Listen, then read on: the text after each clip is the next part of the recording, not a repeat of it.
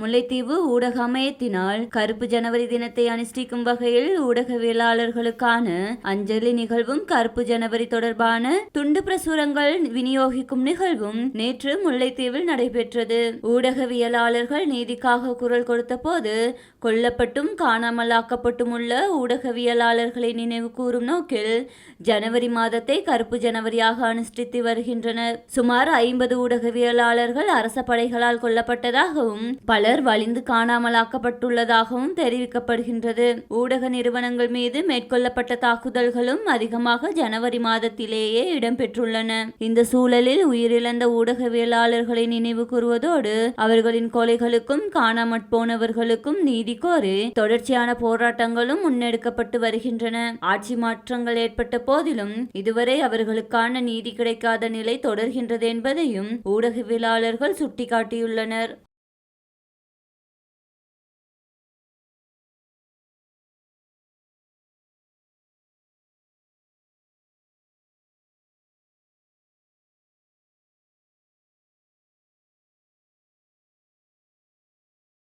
இந்த ஜனவரி மாதத்தில் ஊடகவியலாளர்களாகிய நாங்கள் கருப்பு ஜனவரியாக அனுஷ்டித்து வருகின்றோம்.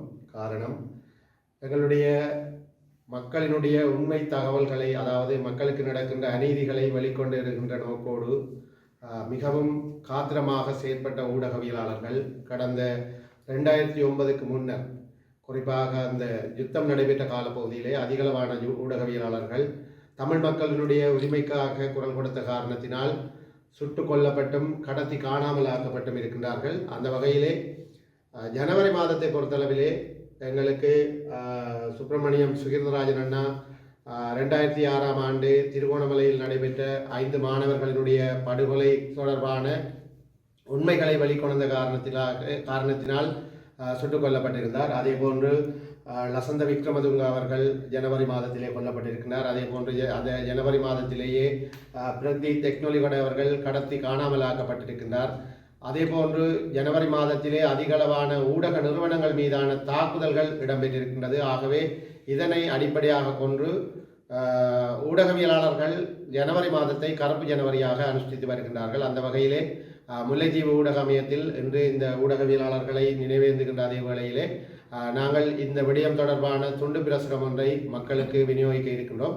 அந்த வகையில் இந்த அஞ்சலி நிகழ்வினுடைய ஆரம்ப நிகழ்வாக சுப்பிரமணியம் சுகீர்தராஜன் அண்ணா அவர்களுடைய திருவுருவப்படத்திற்கான மலர் மாலையினை அணிவிக்குமாறு ஊடகவியலாளர் சுமந்திரன் அண்ணா அவர்களையும் ஊடகவியலாளர் லசந்த விக்ரமதுங்க அவர்களின் திருவுருவப்படத்திற்கு மலர் மாலையை அணிவிக்குமாறு ஜெயம் ஜெகன் அவர்களையும் அன்போடு அழைத்து